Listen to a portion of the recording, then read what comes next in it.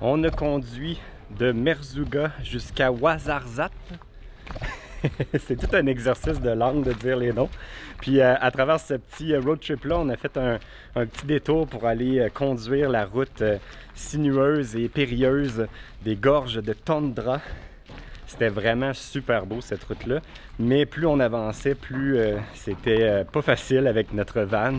Fait qu'on a dû rebrousser chemin. Sur le chemin de Tam-Ta-Toucht. Tam-Ta-Toucht. Mais là, on a poursuivi notre route jusqu'à Ouarzazate.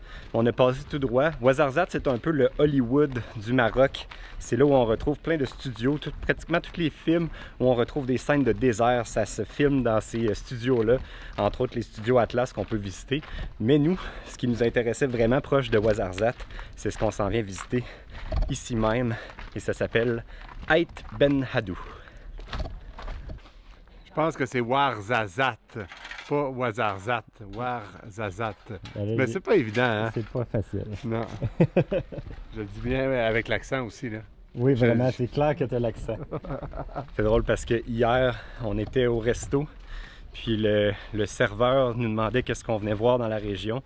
Puis là, ben, j'essayais d'y dire qu'on venait voir Ait Ben Haddou. Avec mon beau français parfait. Puis lui, il comprenait rien du tout de c'était quoi. Et là, j'y ai montré sur mon téléphone et là, il a dit « Ah!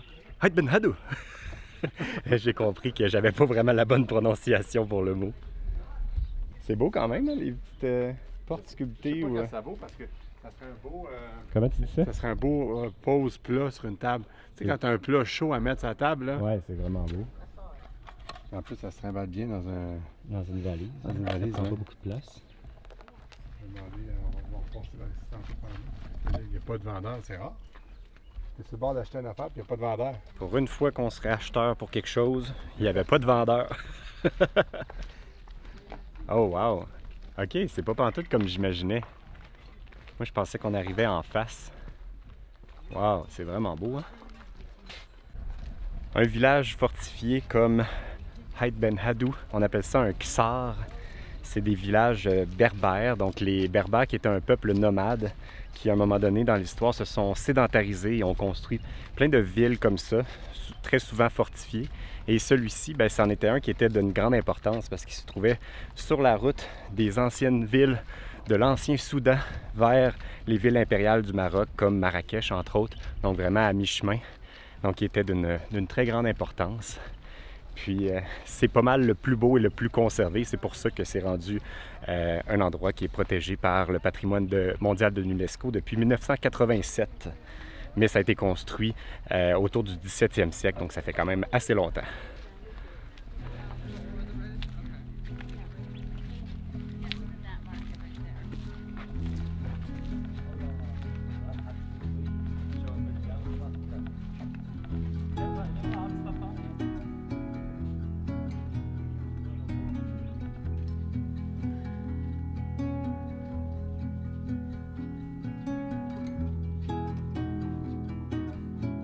L'indigo, c'est après de chauffer.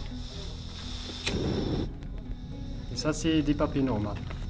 Quand vous chauffez, ça fait ressortir la couleur? Voilà, oui. Maintenant, ça change. Ah oui. Oh wow! La magique.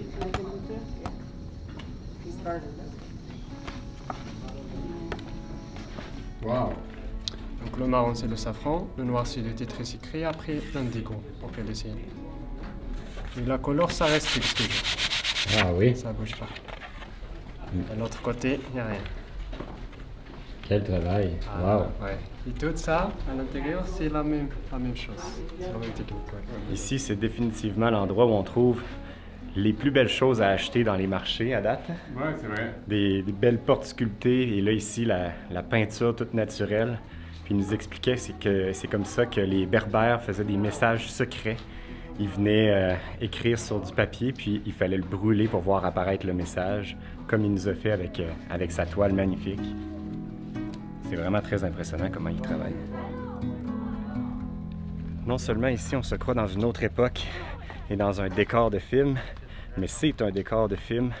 Ça a servi de plateau de tournage à plusieurs films très connus, comme Gladiator, Game of Thrones, Indiana Jones. Jésus de Nazareth.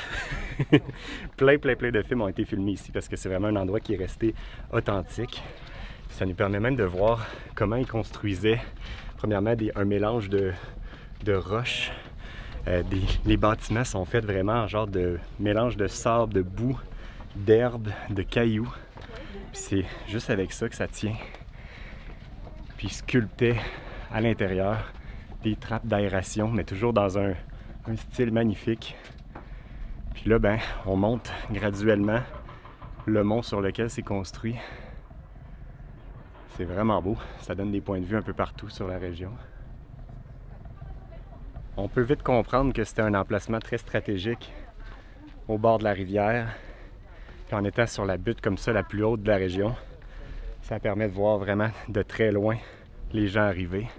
Donc j'imagine que les commerçants ou les gens passaient sur cette rivière-là, il devait avoir plus d'eau, ou du moins à certaines parties de l'année, il doit y avoir un petit peu plus d'eau sur cette rivière-là parce que là, elle est presque asséchée. Il fait chaud ici en tout cas. C'est quelque chose que je vais répéter souvent, je pense, au Maroc.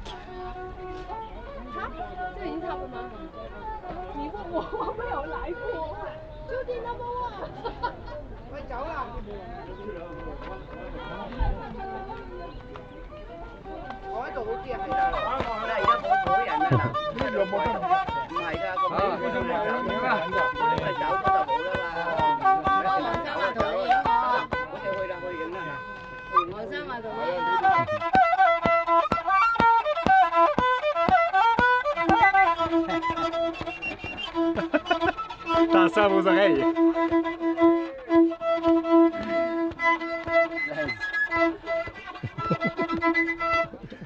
I will make less money than you. Thank you. Thank you. Okay. Bon, c'est moi qui le remplace pour de bon, faut croire. Il fait un petit break. Okay, It's very easy. For you, it's very easy. Yes. Thank you. Thank you. Ben, je suis rendu officiellement un berbère, un musicien. Non. Une chose qui est le fun ici, c'est qu'on est vraiment bien. Hein?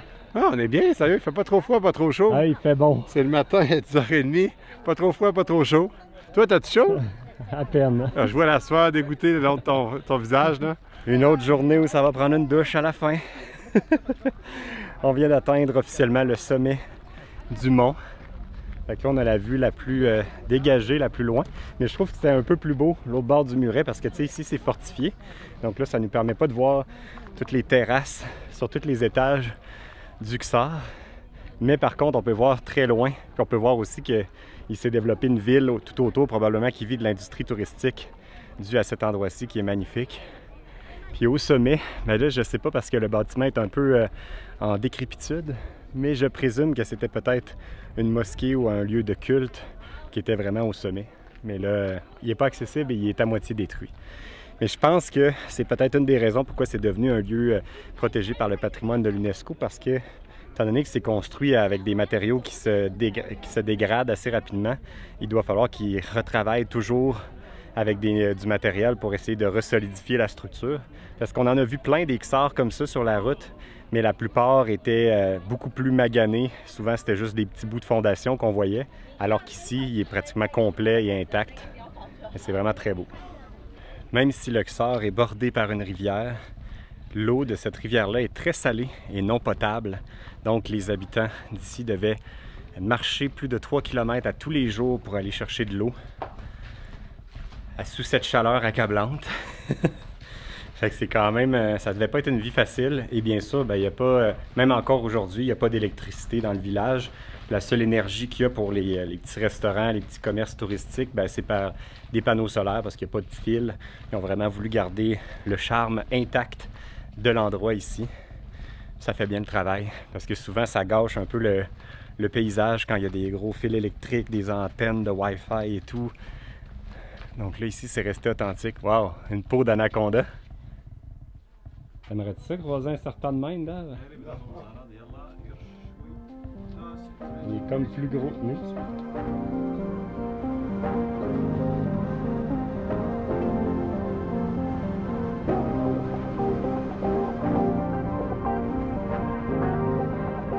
Hop là! Oh là là là. On s'est fait pogner. Pour une deuxième fois. Un léger excès de vitesse. Mais j'allais vraiment pas vite, honnêtement. Je pense que je devais aller à 65 dans une zone de 60. Fait que c'est pas 150 dirhams. On va s'en sortir. Merci. Ce sera mon souvenir du Maroc. On est arrivé à notre deuxième destination du jour, à Taznak, un endroit où ils sont très spécialisés dans la fabrication de tapis.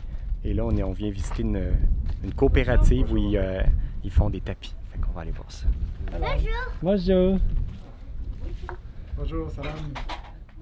Bonjour. Bonjour. Wow. Parce que ça doit être Ah, c'est l'image. le... Ah, ok, ça c'est le tapis qui est en train de faire. Tout fait avec la laine. Imagine le travail qu'il y a là-dedans dans un grand tapis comme ça. Imagine combien d'heures. Hein? Quand tu vois tous les petits détails. Hein? Mais il part d'un dessin. Ouais. Tu sais, c'est pas Ouais, aléatoire. mais- non, ça, mais- ça veut dire que pour être complètement symétrique, ils doivent compter probablement chaque maille. Sûrement. Mais là, il faut qu'elle se prenne une note quand elle prend un break. Là. Alors, j'ai demandé combien de temps ça prenait à faire un tapis comme celui-ci. Elle m'a dit 2 mois de travail. Aïe aïe. Imagine! Imagine, 2 mois! Bonjour! Comme ça, Ouais. il y a beaucoup de travail. Je peux vous croire que malgré tout, même si c'est un travail qui se fait vraiment à la main, la dame qui est en train de travailler, elle peut même prendre des commandes par Internet. Et j'ai vu un endroit où il y a un bureau pour faire des expéditions. Donc, possiblement qu'on peut s'en faire expédier ailleurs dans le monde. Mais j'ai beaucoup de respect maintenant pour les tapis. On dirait que c'est quelque chose qu'on prend pour acquis, que ça existe naturellement dans notre monde. Mais il y a des gens comme ça qui font tout ça à la main et qui font un travail de maître. Je pense que ça vient d'ajouter beaucoup plus de valeur à un tapis comme ça que de juste l'acheter au magasin sans voir comment c'est fait. Bon ben, à cause de mon frère, nous voici de retour à Taznak pour aller magasiner des tapis. Et j'ai comme l'impression qu'on est loin d'être sorti de l'auberge, comme on dit. Parce qu'une fois qu'on entre, ça va être difficile d'en sortir s'il ne veut pas acheter. Mais ce qui est cool quand même, c'est qu'ils nous permettent vraiment de faire une commande sur mesure, de choisir le tapis qu'on veut et après, ben, soit de partir avec un tapis qui est déjà existant ou bien de le faire et de nous l'expédier par la suite. Oh wow, ils sont énormes! Wow! Oh, c'est grand ça! Ça, c'est juste 6 mètres 30. C'est 6 mètres? Regarde sur Ron, arrête, 6 mètres. Ouais. 6 mètres, ouais. Ah ouais, même... Ouais, wow. Mais un peu trop large. il est épais celui-là. Mon frère, lui, est à la recherche d'un long tapis d'à peu près 10 mètres pour mettre dans le couloir dans sa maison. 9 mètres, ah ouais, quand Et même. là, on arrive à des longueurs qui ont du bon sens, 9 mètres celui-là. Ce que tu vas faire, monsieur, tu prends les photos Ouais, et après tu le montres à la dame. à la femme. Oui. Puis je prends la mesure, Tu prends la mesure. comme il Tu faut. peux nous envoyer un message. Ben oui, c'est ça qu'on va faire. Fais ça comment? Hey, on a été bon, Alex, pour sortir de là. C'était pas si difficile que ça. Non, c'était pas difficile. Pour vous donner une idée, pour un tapis dans les dimensions qu'on regardait, c'est pas si dispendieux considérant la quantité de travail. C'est très raisonnable.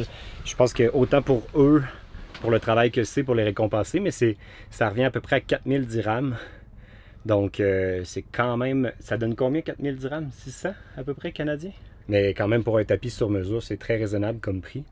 Mais quel travail, hein, par exemple, c'est impressionnant de voir autant le travail manuel que le côté artistique là-dedans. C'est très cool à voir. Fait que là, il va rester à avoir l'approbation de Florence avant Ouais. de passer la commande. On reprend donc la route vers l'ouest du pays. Là, on va se rendre vers la côte. On a un gros 4 heures de route à peu près à faire pour se rendre jusque là-bas. Fait que nous, ça va compléter notre épisode d'aujourd'hui. J'espère que vous avez apprécié. Et on se dit à la prochaine. Salut tout le monde. Bye.